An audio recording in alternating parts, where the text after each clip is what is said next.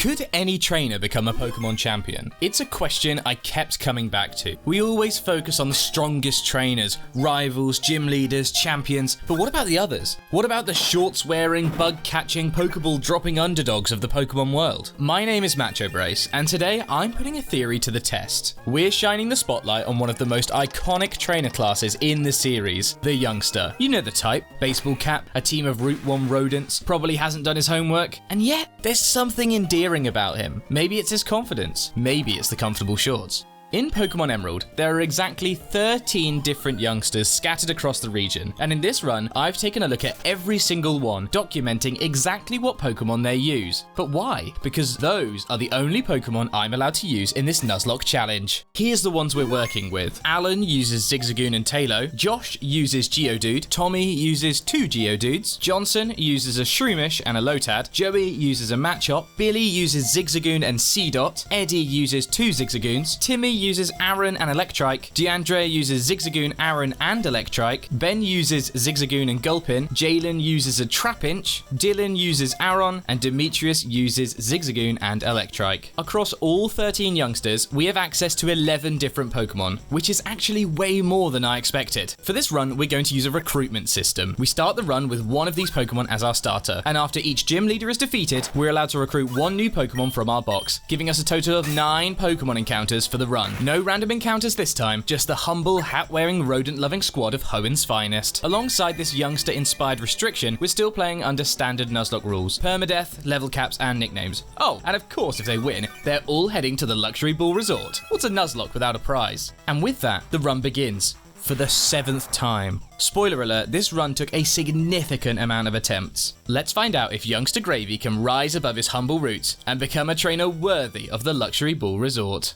With the squad restrictions in place, we recruited our first member of the team, a disciplined, no-nonsense Machop, who we named Hopscotch. We began our journey towards Rustboro City, leaving our early route playground for the beyond. I won't bore you with the early game tutorial of getting the decks, Pokeballs, and explaining what a Pokemart is. It was all smooth sailing. Our first gym challenge is Roxanne, the rock specialist, and Hopscotch was ready for the flex. She opened with Geodude, and we landed Karate Chop after Karate Chop. Roxanne, sensing danger, healed up, but it didn't matter. We kept chopping until the boulder was back in the gravel pile. The second Geodude entered, probably thinking it would fare better, but it didn't. We scored a critical hit and swept the rubble aside. Then came Nosepass, the big one.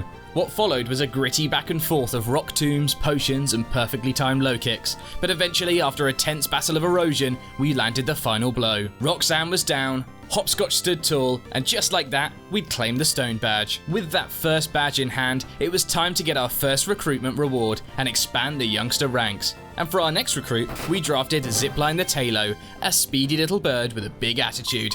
After rescuing Pico from a Team Aqua grunt who thought bird napping was a valid career move, we received a call from the president of Devoncorp for our bravery. We hopped aboard Mr. Briney's boat to head to Dewford Town, but not before pausing mid-sail to answer another call. What was that, Dad? Promote the channel? Alright. Consider subscribing to the channel if you're enjoying the content. Only a small percentage of you are subs, and it really is a massive help for the channel. Each new sub will be a donation of 100 Pokédollars to Mr. Briney's Boat Company. Cha-ching! Once we arrived and tipped Mr. Briney all of your subs, there was no time to mess around. We marched straight into Brawly's gym looking for our next fight. We led with Zipline, and from the moment she hit the field, she was ready to fly. Wing attack shredded through Machop, who tried to hang on with a heal, but it only delayed the inevitable. Meditite followed, and it went for a focus punch.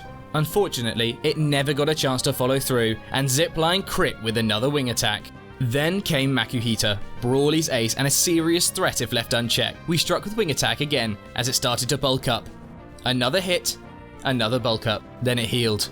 We fired off more moves, bringing it down to the brink, but it just wasn't enough.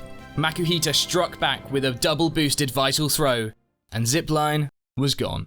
The type advantage wasn't enough this time, and our new bird was deleted by a gym leader with something to prove. We sent in Hopscotch to finish the job, which they did with brutal efficiency, but the win felt hollow. Zipline had soared too close to the sun, and now she rests, forever grounded.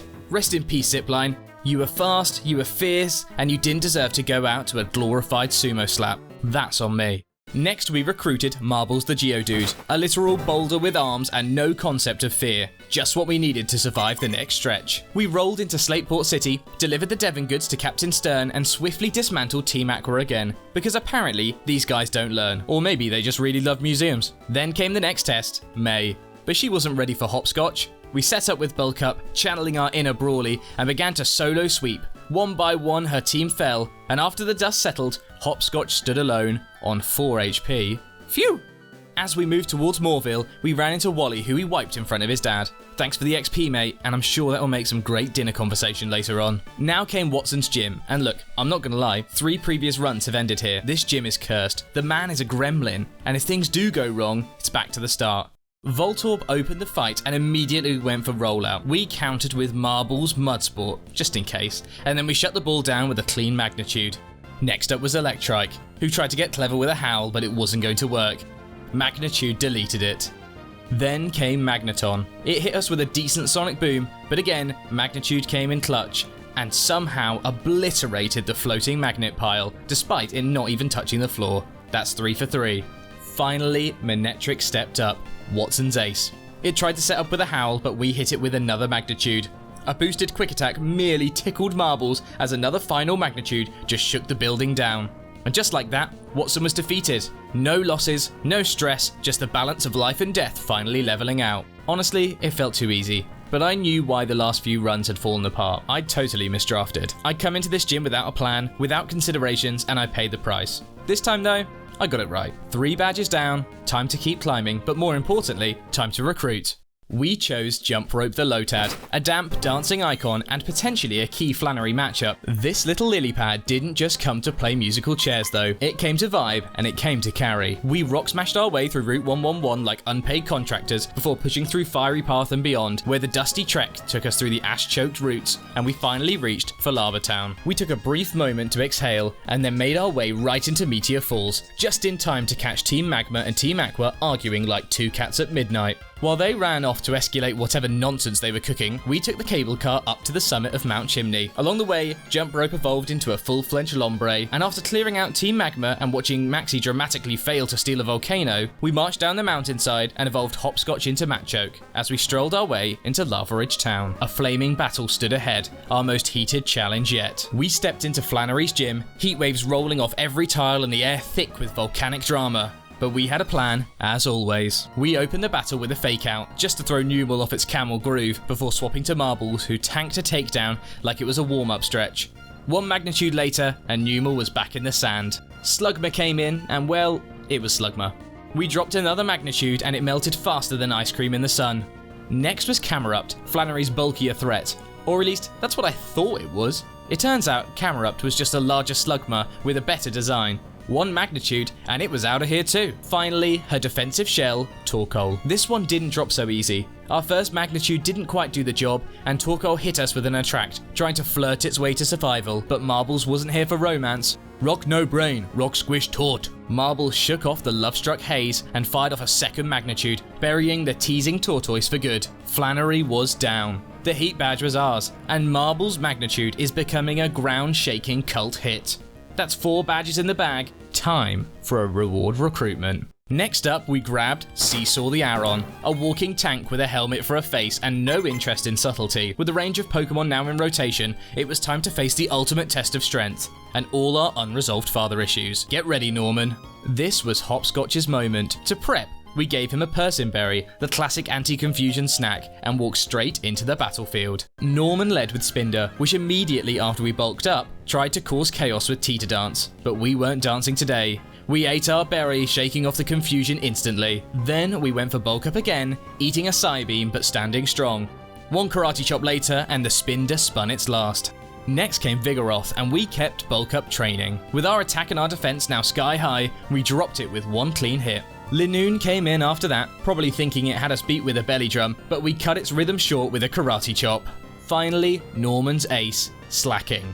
Big, beefy, and terrifying. No joke, but Hopscotch stared it down and hit with a calculated revenge. 1 shot, 1 KO.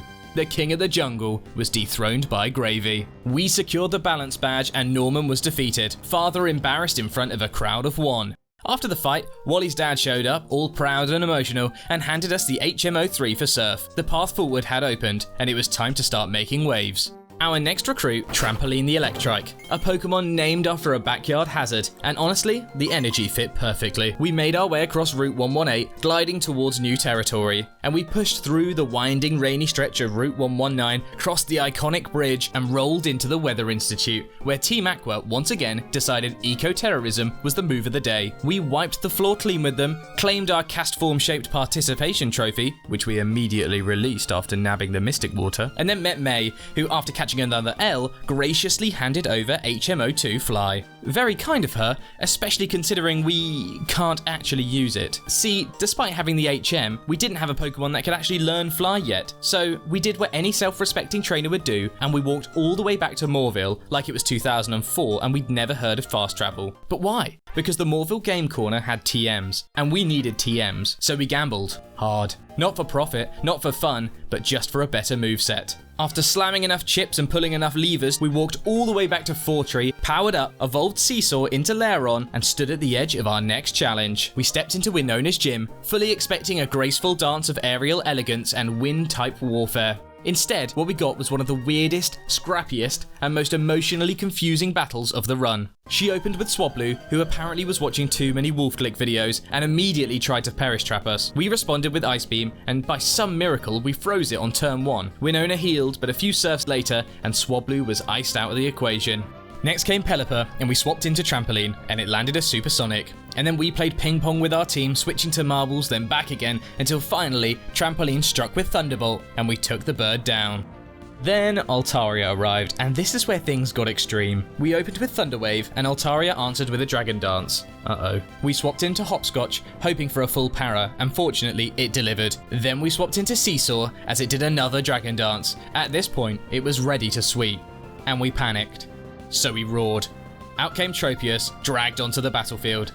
It went for Solar Beam, charging up its anime finisher, so Seesaw smacked it with a takedown and tagged in Jump Rope. Solar Beam landed, dropping Jump Rope to around half HP. We used Fake Out, then an Ice Beam, but somehow Tropius clung on for life. It went for an Aerial Ace, but Jump Rope lived on 4 HP because he loves a close call. One more Ice Beam and the Banana Beard was gone. Skarmory came in next, and we sent in Trampoline, who wasted no time in delivering a clean Thunderbolt KO. Then, Altaria returned. Healed, fully prepped, and no longer paralysed thanks to its ability, we fired off a Thunderbolt, but it wasn't enough. Altaria hit back with an Earthquake, and Trampoline survived on 1 HP. This is the moment we risked it all. We went for Thunder Wave. And Altaria gets fully paralysed again. It was a huge gamble, but it paid off this time. We quickly swapped into Hopscotch, ate an Aerial Ace, then bulked up while Altaria was paralysed again. It goes for an Aerial Ace, and we got a revenge, but it wasn't quite enough.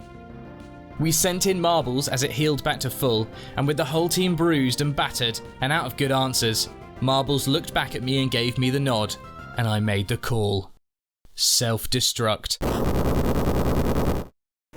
Marbles exploded in a flash of glory, taking Altaria with it, saving Gravy, the team, and the run from disaster. Winona was defeated, but not without cost. Marbles, our stoic, dependable Geodude, gave everything. A true MVP. Rest in peace, Marbles. You'll always be remembered as the rock who shook down 3 gyms. After the chaos of Winona's gym and the tragic loss of one of our pals, we needed someone, anyone to lighten the mood, so we recruited Tunnel the Zigzagoon, whose job was primarily to pick up items and morale. Tunnel's stats? Questionable. Tunnel's vibes? Immaculate. With the team regrouped, we set our sights on the next bit of the storyline, Mount Pyre, where things started to get a little grave. We made our way through the fog, climbed to the peak, and watched Team Magma do what they do best, mess around with the ancient power sources like it's a science fair project. They ran off, so we chased them to Magma Hideout. After bumbling through lava tubes and grunt dialogue, we came face to face with Maxie. He was tough, but no tougher than Jump Rope. After we beat him, he fled, and we immediately surfed to Slateport, arriving just in time to watch Archie steal a literal submarine. Don't worry, no one stopped him. Why would they? We followed the chaos to Team Aqua's hideout, pushed through waves of grunts and faced down admin Matt, who got absolutely flattened. After the dust settled, Jump Rope finally evolved into Ludicolo, becoming the sombrero-wearing, raindrop-dancing force of nature he was always destined to be. We rode that high all the way to Moss Deep City, where the tides were rising and the twins were waiting. It was time to prepare. Tate and Liza lay ahead, one of the most notorious double battles in the entire game. Our opening duo was Trampoline the Manectric and Tunnel the Now Lanoon. Xatu and Claydol led for the twins, clearly ready to open with some setup shenanigans, but Trampoline wasn't having any of it, landing a critical hit bite on Claydol on turn 1, and Tunnel followed up with a Shadow Ball to finish it off instantly. Lunatone floated in as Xatu calm-minded, charging up a real threat, but Trampoline landed yet another critical hit, this time with Thunderbolt, dropping Xatu before it could get out of hand. Soul Rock arrived, immediately catching a Shadow Ball from Tunnel, while Lunatone used its first Calm Mind. Trampoline hit a Thunder Wave to slow Lunatone down, and Tunnel followed it up with another Shadow Ball into Soul Rock's core, dropping it into the red. Sunny Day went up from Soul Rock as Lunatone calm-minded again, clearly hoping to set up some big late-game pressure. This is where Trampoline bit down, KO'd the Soul Rock, and Tunnel fired at Lunatone, now the last one standing. It weathered the hit and then retaliated with a Psychic. And Tunnel barely survived, clinging on by a pixel. What followed was a good old-fashioned tag team beatdown until Lunatone fell to the ground. The badge was ours, but even better, the fight was clean with no casualties. Trampoline absolutely carried with critical hits and proved his worth in the team. This dog is made of luck, and it's determined to get everyone to the Luxury Ball Resort. That's 7 badges down, with 1 more to go.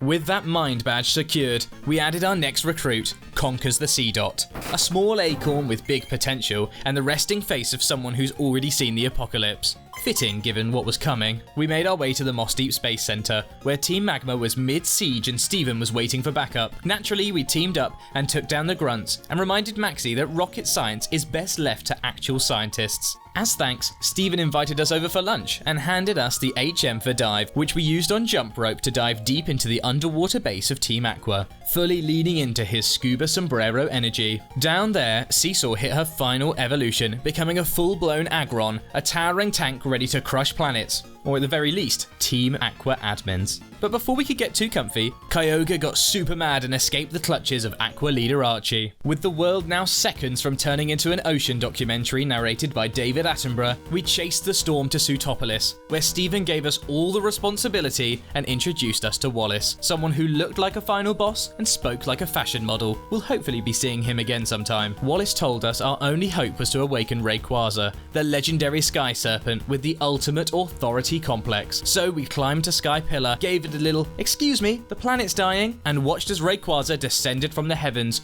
roared once, and made Kyogre and Groudon disappear like dogs caught in the treat cupboard. With the balance of nature restored, Team Magma and Aqua faded into a distant memory, and we now had our next pressing matter. The Sutopolis gym was finally open. Before entering, we gave Conkers a makeover, evolving him into a full Shiftry, and perfecting his moveset with the TM equivalent of a glow-up montage. After this, we put on our woolliest coat, solved the ice puzzle, and took on Hoenn. We opened with Trampoline, who immediately thunderbolted Hoenn's love disc so hard it might as well have been erased from the Pokedex.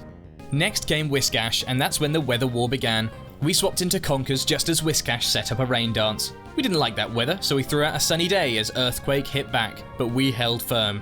We fired off a solar beam that blasted Whiskash out of the pond in one glorious flash. Then came Celio, who waddled in looking confident. It also got solar beamed and got knocked out. Then came the real threat, Kingdra. We fired off a solar beam, but it hit surprisingly soft. Kingdra responded with an ice beam, and Conkers barely hung on with 3 HP left, one frostbitten acorn away from a disaster. With everything on the line, and hoping that we high roll, we risked it all. Fired off another solar beam, and we landed a crit. Kingdra went down, and Conkers stood tall, the MVP nobody saw coming. Finally, Crawdaunt scuttled in, claws ready to make a scene. We swapped back into Trampoline, ate a crab hammer, and fired off one last Thunderbolt to end it all. Hoenn was defeated, the final badge was ours. A team of youngster-approved Pokemon has reached the dizzy heights, and the Pokemon League is up next. Let's finish what we started. With all 8 badges locked in, our final reward recruit joined the squad, Sandpit the Trapinch. Tiny, angry, and destined for greatness. Once evolved into Flygon, we could actually use fly like real adults and not hike across the Hoenn region like a postman with something to prove. We soared straight to Evergrande City, fought our way through Victory Road, and delivered one final slapdown to Wally, whose heartfelt confidence was no match for our battle-hardened Chaos crew. I'm sure he'll recover emotionally, eventually. Then came the most important phase of this run. The EV grind. But how are we going to achieve this? Well, we beat the ever-loving daylight out of the Winstraight family on Route 111, and as a reward for our efforts, they handed over the Macho Brace. Yeah, that's right, the Macho Brace. It all feels a bit written in the stars, doesn't it? With that symbolic moment fueling us, we went full training montage, slaying hordes of wild Pokemon, chugging vitamins like protein shakes, and grinding it like it was a competitive battle sim. We spared no effort in getting our team absolutely jacked. Stats improved and team trained, we got our team to the level cap of the Elite Four's highest leveled Pokemon, which in this game is Drake's level 55 Salamence. Here's what we went for. Jump Rope the Ludicolo, Tunnel the Linoon, Trampoline the Electrike, Conquers the Shiftry, Sandpit the Flygon, and finally Hopscotch the Machoke. Hopscotch is intentionally burnt by fighting a Numel on Fiery Path, which should trigger Facade and Guts together for really heavy damage. If I had another console, I'd have probably evolved him into Machamp, but he's just gonna have to use plot armor today. And just like that, we stood at the gates to the Elite Four, armed with 6 Youngster-approved warriors and 0 fear. This wasn't just a Nuzlocke anymore, this was a mission. So let's finish it. First up was Sydney, the master of dark types and edgy energy, but we weren't here to mope, we were here to make statements. We led with our day 1 hero, Hopscotch the Machoke. My Tiana came out first and opened with Sand Attack. We shrugged it off and started bulking up, preparing for the sweep. My Tiana went for Double Edge, but Hopscotch tanked it like a pro. Then we struck with Facade and obliterated it. Shiftry stepped up after and immediately went for Double Team, causing us to miss. It double teamed again, but this time we connected. 1 Facade, 1 KO. Then came Absol. We tagged in Jump Rope as Absol started swords dancing, looking to spark something. We responded with a rain dance, setting the field for success, while Absol danced again. Now Speedy, Surf washed away the threat before it could land a single hit. Next came Cacturn, and it didn't get to blink as we ice beamed it. And finally Crawdaunt crawled in as a last-ditch effort, and it got Giga Drained out of existence. Sydney didn't stand a chance. 1 down, 4 to go. Next up was Phoebe, the Ghost-type specialist with a team full of haunting stares and mildly passive-aggressive banter. But we had a plan. A very dumb-looking, very specific, extremely effective plan. We opened with Tunnel the Linoon, yes, the HM classic recruit turned demon, and prepared to run a classic sweep strategy so evil it probably violates the league's codes. We knew that her Dusclops' AI would go for Protect, so we set up a substitute and slipped behind like a ninja, and the moment it dropped its shield, we clicked Belly Drum. Boom, +6 attack. Dusclops tried to curse us, but it fails, and now it was a 1v5 and Tunnel was holding the controller. From that moment, it was just Shadow Ball, Shadow Ball, Shadow Ball, Shadow Ball, and Shadow Ball. 5 ghost types, 5 one-hit KOs. Look, I know Linoon sweeping through the Elite Four in Emerald is a known strat. It's not exactly groundbreaking, but this isn't your average run, and this isn't your average Linoon. Still, we've got to say, this might have been a solo performance, but this run, this is a team sport. Next up though, it's Ice. It's time for Gravy to get frosty. We opened up with Hopscotch and she opened up with Celio, and we took the opportunity to bulk up while she set up Hail, turning the battlefield into a snow globe. It didn't matter though, 1 Facade and the Celio went down. Next came Glalie, who tried to freeze us out with Ice Beam, but Hopscotch just shrugged it off and returned fire with another Facade for the KO to make 2 for the toll. A second Celio entered, and we tagged in Jump Rope, who immediately caught a blizzard to the face, but tanked it like an icon. We hit a Giga Drain, ate another blizzard, and Glacia healed. We went for our rain dance and hit a Giga Drain to finish the job.